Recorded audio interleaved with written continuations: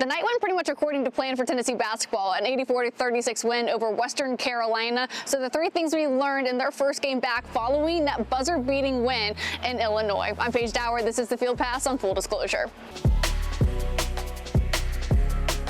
The first thing to know following Tennessee's win over Western Carolina was Tennessee did a great job of spreading the wealth in the assist category. Entering the game, they were averaging about 16.3 assists per game. Their season high was 24, but that came against Montana about a month ago. But how the game started, you certainly thought they would get back into the 20s against WCU, and they certainly did that tonight. And how the game started was Zakai Zeigler doing what he does best, feeding the floor, seeing the floor incredibly well, and getting it to his guys in space. He had 6 assists in the first 20 minutes alone. He would continue that trend in the second half where he had another 3 assists, just one away from having a triple-double on the night. But it's how he was able to continue to impact the game despite maybe not having his best shooting night on the season as well. After the game, Darlinstone Dubar said it best that he is the best point guard in the country and he'll impact the game no matter what. He's one of our leaders. Regardless if he shoots bad, he's going to impact the game, and that's what he did today.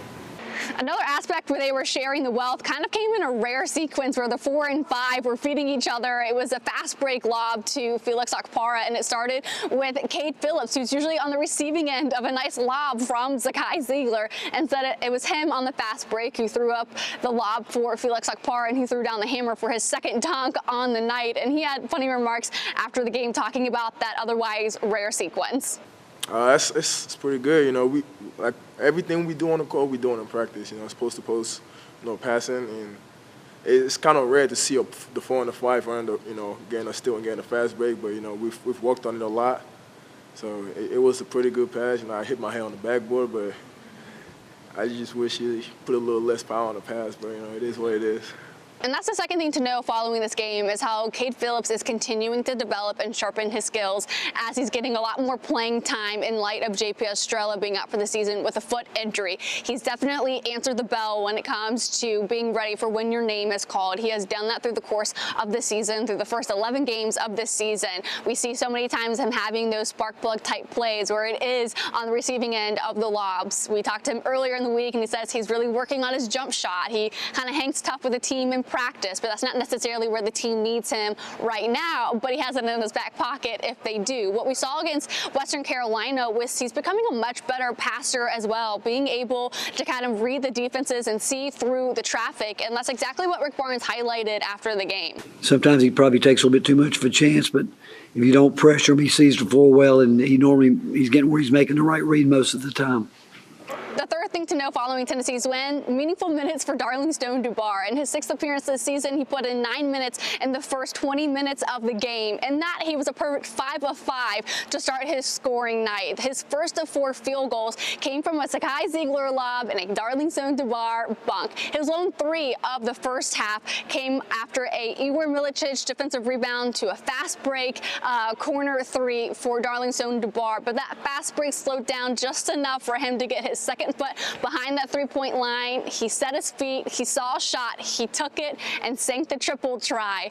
And then what he did in the second half, added on 7 more minutes where he strung together 4 points, a defensive rebound, and a steal. What we take away after this game is how he's continuing to build his comfort level, continuing to build his confidence. The other C is that he needs to strengthen his conditioning. He needs to string together several more good practices to strengthen his conditioning. We saw he was a little gassed throughout this game against Western Carolina, but he was contributing so much and he did so much to contribute to the momentum of the game. And it's actually what he did on defense that left Coach Rick Barnes most impressed on how he was able to impact the game on the defensive end. I thought he really tried really hard defensively. I thought he was really locked in there, and that's the big thing we've been talking to him about trying to be more consistent on that end. Yeah, so a good first win back home on Rocky Top for the Tennessee Volunteers as they improve to 11-0 on the year. We'll be back Wednesday to talk things the Lady Vols as they rely on their leadership getting ready for 3 games in 4 days. Tennessee football getting ready for their Ohio State date on Saturday. That is another tongue twister that I find I say a lot here in Thompson Bowling Arena. That will be with Jimmy Himes on Wednesday afternoon, and we'll have some post-game reports possibly coming up after the Memphis game for the Lady Vols as well. So much coming up coming down the pike on full disclosure. So please make sure you're subscribed and please engage as well. I love seeing your all's comments. But until then, I'll be back on Wednesday afternoon.